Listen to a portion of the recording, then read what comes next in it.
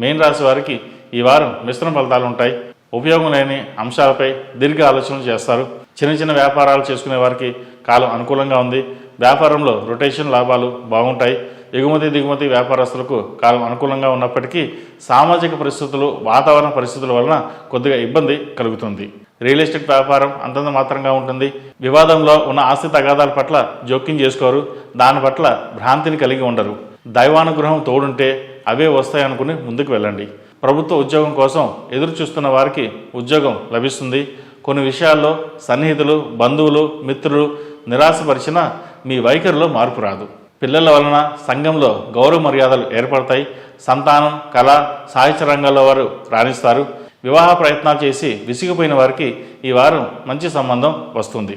ఈ రాశి వారికి ఏలినాటి శని నడుస్తున్న వలన 8 శనివారాల శనికి తైలాభిషేకం చేయడం, అలాగే మన్యు పాశుపత హోమం చేయడం చెప్పదగిన సూచన.